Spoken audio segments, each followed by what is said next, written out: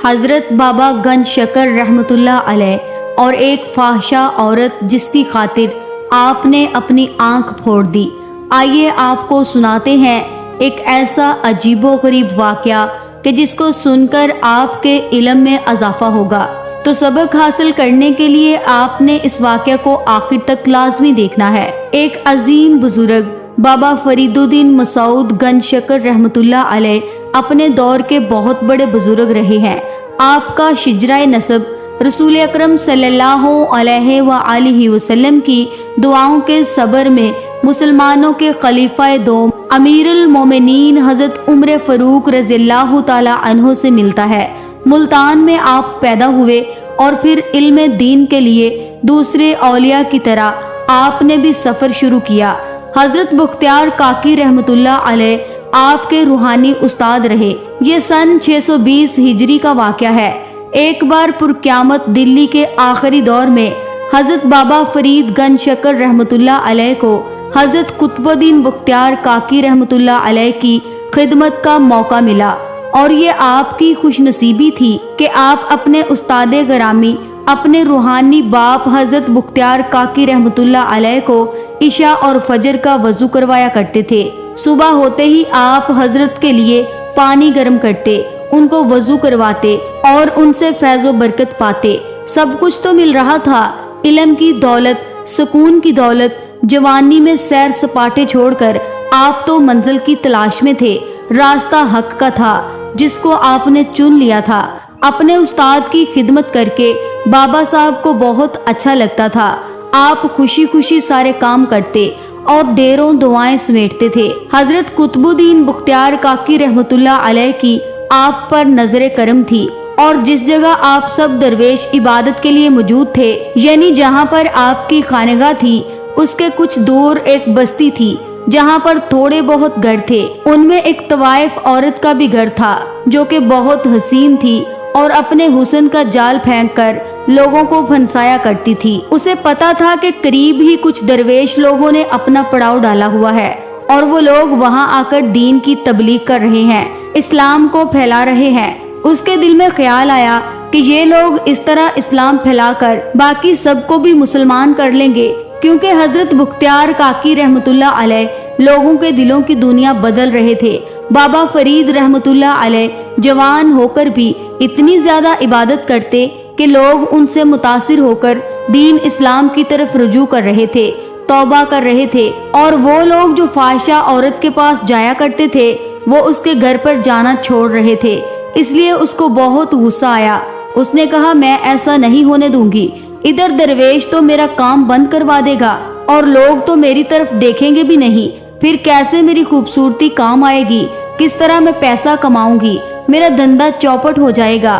اس نے دل میں سوچ لیا کہ میں ان درویشوں کو بہکا کر رہوں گی، وہ تو مرد ہیں اور مرد کو پھنسانا کوئی مشکل کام نہیں۔ پہلے میں ان لوگوں کے دل کو بدلوں گی، پھر وہ لوگ جو میرے پاس آتے رہے ہیں وہ پھر سے آنا شروع ہو جائیں گے۔ ایک دن ان درویشوں کے خیمے کے پاس آئی اور دیکھ رہی تھی کہ کس پر اپنی اداؤں کا جال پھینکوں۔ یکدم اس کی نظر حضرت بابا فرید گنج شکر رحمتullah علیہ کے خوبصورت چہرے کی طرف گئی۔ وہ ان کو دیکھتی ہی رہ گئی۔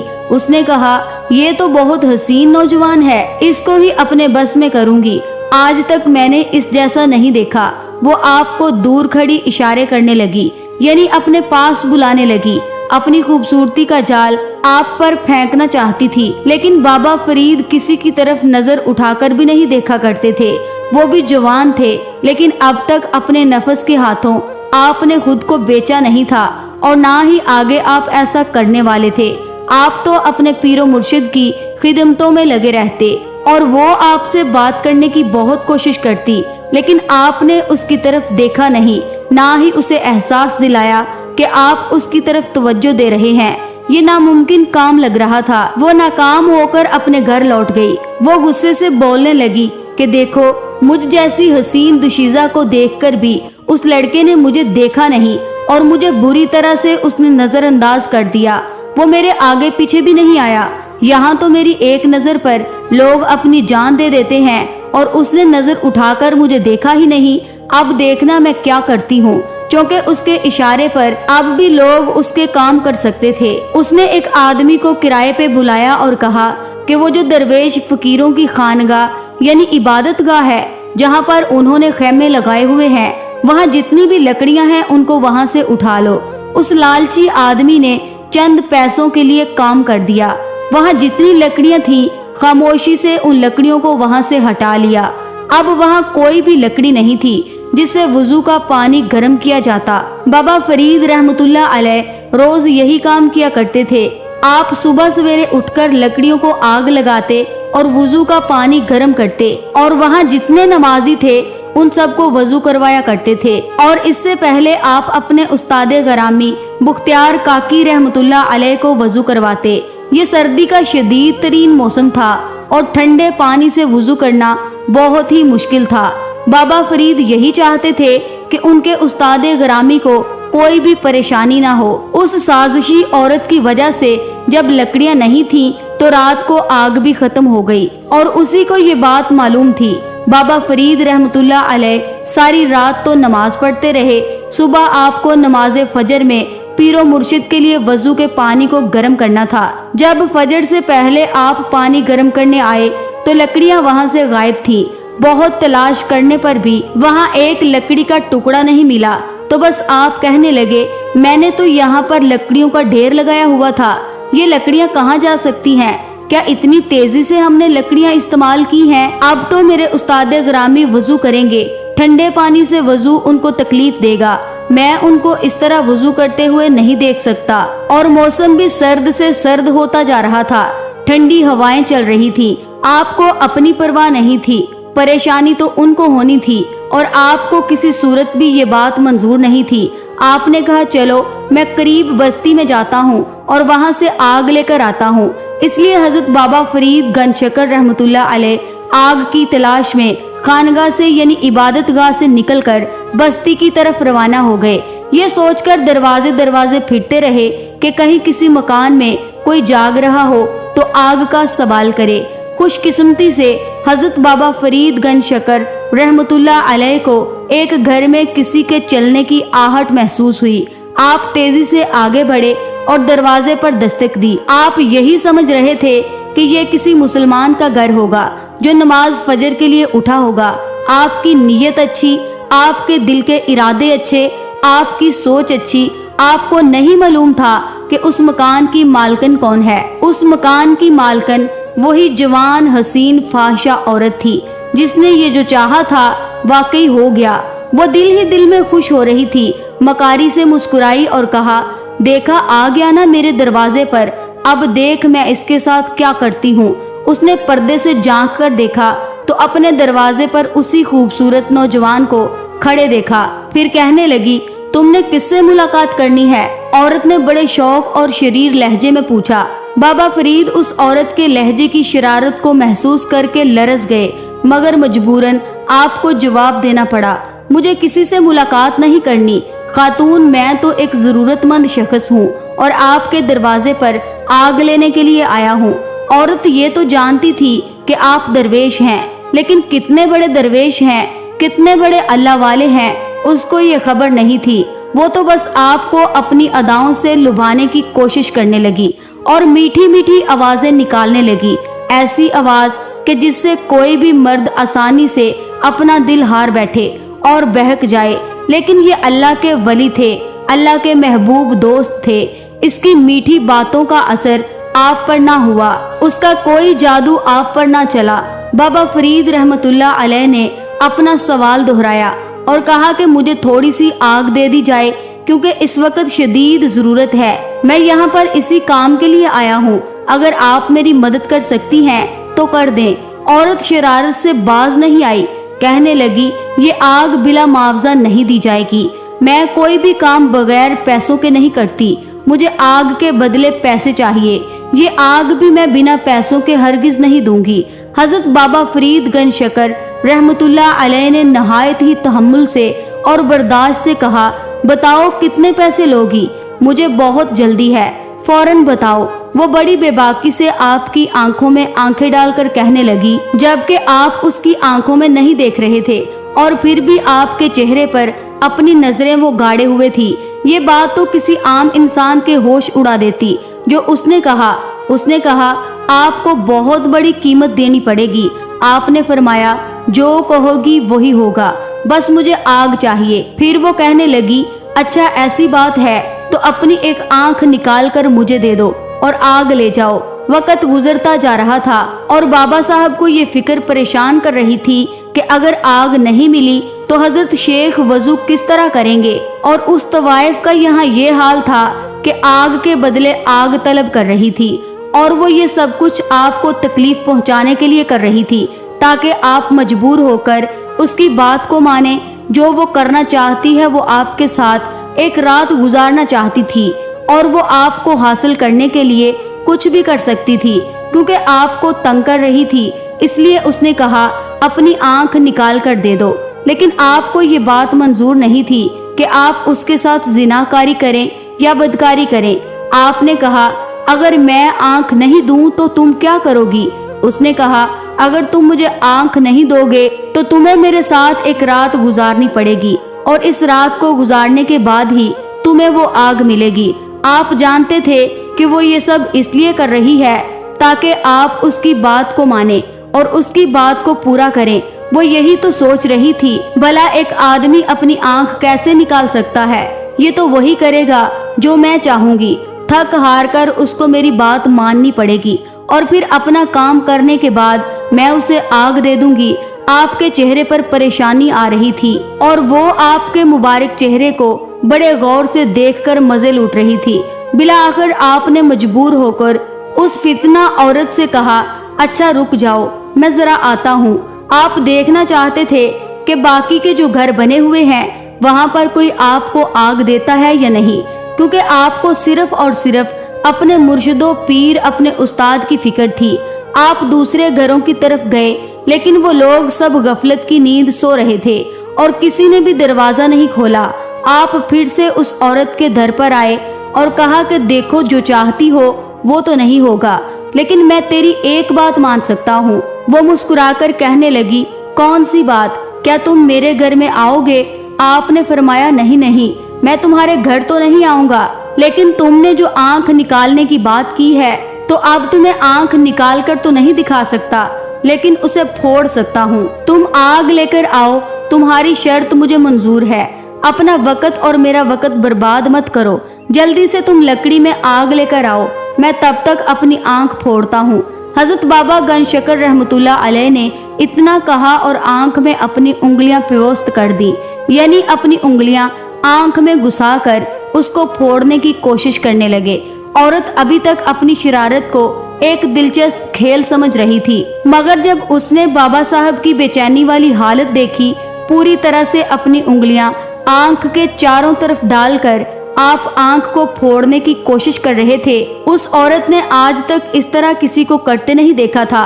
लोग गुनाह की लज्जत में खुद को बेच देते हैं, लेकिन ये एक ऐसा नौजवान था जो सिर्फ एक आग को पाने के लिए ऐसा काम कर रहा था, और ये आग उसे अपनी किसी जाती काम के लिए नहीं चाहिए थी, बल्कि उसको अपने उस्ताद की फजर की नमाज की फिक्र थी। वो ठंडे पानी से वुजू न करें और वो ठंडे पानी से वुजू कर सकते थे, लेकिन चूंकि ये काम बाबा फरीद के हाथों में था तो वो बिल्कुल ऐसा नहीं चाहते थे कि अपने उस्ताद के लिए वो कुछ भी कर सकते थे। पर आप अपने आप को बर्बाद नहीं करना चाहते थे, आपने अपनी दीन दुनिया भी बर्बाद नहीं करनी थी, इसलिए खुद को आपने तकलीफ दी। वो औरत होश में आई, उसका दिल थर थर कांपने लगा। वो आपके इस अमल से डर गई कि कौन लड़का है जो अपनी आंख को फोड़ने पर तुला हुआ है, लेकिन मेरे साथ गुनाह नहीं करना चाहता। उसको ऐसा लगा कि अब ये तकलीफ उसको भी हो रही है। उसको अपनी आंख में दुखन महसूस होने लगी। जब खुद को तकलीफ हुई तो फिर वो खौफजिदा होकर कहने लगी, ऐ नौजवान, तुम आंख रहने दो, मैं आग लेकर आती हूँ, मुझे माफ कर दो। आपने कहा माफी कैसी, तुमने जो कहा था उसके बदले में मैं ये कीमत तो अदा करके ही रहूंगा। वो कहने लगी, नहीं नहीं, मुझे ये कीमत नहीं चाहिए, आप अपनी आंख नहीं फोड़ो, मैं तो बस तुम्हारे साथ एक रात गुजारना चाहती थी। जब से तुम्हें देखा है तुम्हारी दीवानी हो गई थी और तुम जैसे हसीन नौजवान को अपने दामने उल्फत में फंसाना चाहती थी। اپنے گھر بلانا چاہتی تھی اور تم کسی طرح بھی میرے جال میں پھنسے ہی نہیں، لیکن میں چاہتی تھی کہ تم مجبور ہو کر میرے پاس ضرور آؤ گے، اور پھر جب میرے دروازے پر آؤ گے تو میں تمہیں اسی طرح شرط بتاؤں گی، تم مجبور ہو کر میرے ساتھ وہی کام کرو گے جو میں چاہتی ہوں، پر مجھے معاف کر دو، میں تم سے ایسا ہرگز نہیں کروانا چاہتی، اب رک جاؤ، میں ہار گئی، تم جیت گئے۔ بابا فرید بولے، میں کوئی کھیل نہیں کھیل رہا ہوں، میں نے تمہیں زبان دی ہے اور زبان تو پوری کرنی ہی ہوگی۔ عورت اپنی شرارت اور ضد سے باز آ گئی، مگر بہت دیر ہو چکی تھی، اسے پتہ بھی نہیں چل سکا کہ اس کشمکش میں بابا صاحب کی آنکھ بری طرح سے زخمی ہو گئی ہے۔ جب اس نے دیکھا کہ آپ کسی صورت رک نہیں رہے بلکہ آپ اپنی آنکھ کو پھوڑنے پر تلے ہوئے ہیں تو وہ کہنے لگی، رک جائیے، میں نے آپ سے کہا نہ رک جائیے، مجھے بھی تکلیف ہو رہی ہے، جتنا دکھ آپ کو مل رہا ہے مجھے بھی ویسا ہی درد مل رہا ہے، اپنے لیے نہیں تو میرے لیے ہی رک جائیے۔ تو وہ تڑپ گئی۔ جب آپ نے اس کی بات سنی، یہ درد اسے بھی مل رہا ہے تو آپ رک گئے، کیونکہ اللہ والے کسی کی تکلیف کو برداشت نہیں کر سکتے، چاہے وہ دشمن ہی کیوں نہ ہو۔ وہ عورت جلدی سے گھر کے اندر گئی اور آگ لے کر آ گئی، پھر کہنے لگی، لیجئے حضرت آگ لیجئے اور جائیے وضو کا پانی گرم کر کے آپ بھی ثواب کمائیے اور مجھے بھی موقع دیجئے کہ میں معافی مانگ سکوں، اللہ کے حضور سجدہ کر کے معافی مانگ سکوں۔ میں توبہ کرتی ہوں، آئندہ ایسا گناہ نہیں ہوگا، اب نہیں کروں گی ایسا گناہ، میں اس کاروبار کو چھوڑ دوں گی، اس گناہ کبیرہ کو ہمیشہ ہمیشہ کے لیے چھوڑ دوں گی۔ میں ایک فاحشہ عورت تھی، طوائف زادی تھی، لوگوں کو اپنے گھر میں لانے کے لیے کیا کچھ نہ کرتی تھی، میں حرام کا پیسہ کماتی تھی، لیکن اب میں ایک اچھی عورت بن کر زندگی گزاروں گی۔ آپ کے اس عمل نے میرے دل کی دنیا بدل دی۔ انسان اپنی جان لے لے لیکن گناہ نہ کرے۔ آپ کے دل میں خوف الہی دیکھ کر اب مجھے بھی ڈر لگ رہا ہے، مجھے معاف کر دیجئے۔ آپ رحمت اللہ علیہ نے اس کی بات سنی تو آپ پہلے ہی رک چکے تھے، لیکن اس وقت تک آپ کی آنکھ سوج گئی تھی۔ پھر بھی حضرت بابا فرید گنج شکر رحمت اللہ علیہ نے اس فاحشہ عورت کا شکریہ ادا کیا اور اس کے ہاتھ سے جلتی ہوئی لکڑی لے لی۔ آپ کو اپنی آنکھ کی فکر نہیں تھی، وہ پھوٹتی تھی تو پھوٹتی رہے۔ آپ کو اپنے استاد کی فکر تھی، جن کی نماز نہ نکل جائے۔ تیز رفتاری کے ساتھ اب آپ خیمے کی جانب روانہ ہو گئے۔ پھر آپ تھوڑی دیر کے لیے رکے اور سوچا کہ اگر میں اس طرح اپنے استاد کے پاس جاؤں گا تو میرے لیے پریشانی ہو جائے گی۔ آپ نے اپنی اسی آنکھ پر ایک رومال باندھ دیا۔ آنکھ پر رومال باندھ کر آپ خیمے میں داخل ہوئے اور جلدی سے لکڑی جمع کر کے اسی آگ سے لکڑی کو جلایا۔ وضو کا پانی گرم کیا۔ وضو کا پانی گرم ہو گیا تو آپ ایک لوٹے میں پانی لے کر حضرت بختیار کاکی رحمت اللہ علیہ کی خدمت میں حاضر ہوئے اور کہا، حضرت وضو کر لیجئے۔ وہ اللہ والے تھے تو پھر استاد بھی تو اللہ والے تھے نا، وہ کیسے انجان رہتے؟ حضرت قطب الدین بختیار کاکی رحمت اللہ علیہ نے بابا فرید کی طرف دیکھا اور آپ کی ایک آنکھ پر رومال بندھا ہوا تھا۔ حضرت قطب الدین نے وضو کرتے ہوئے اپنے مرید خاص سے دریافت کیا کہ آپ کی آنکھ کو کیا ہوا ہے؟ بابا فرید بولے، کچھ نہیں شیخ محترم، آنکھ آئی ہوئی ہے۔ بابا فرید رحمت اللہ علیہ نے صورتحال کو چھپاتے ہوئے عرض کیا، آپ نہیں چاہتے تھے کہ انہیں آپ کچھ بھی بتائیں، لیکن وہ بھی تو آپ کے دل کی کیفیت کو سمجھنے والے تھے۔ حضرت قطب الدین بختیار کاکی رحمت اللہ علیہ مسکرائے اور فرمایا، فرید، اگر آنکھ آئی ہے تو پھر آنکھ پر سے پٹی کھول دو۔ پیر مرشد کا حکم سن کر بابا فرید گنج شکر رحمت اللہ علیہ نے زخمی آنکھ سے رومال کو ہٹا لیا اور اسی وقت آپ کو شدید حیرت ہوئی کہ آنکھ میں برائے نام بھی تکلیف باقی نہ رہی، نہ ہی وہ لال ہو رہی تھی، نہ ہی وہ سوجی ہوئی تھی، اور ایسے لگا اسے چھوا بھی نہیں گیا ہو۔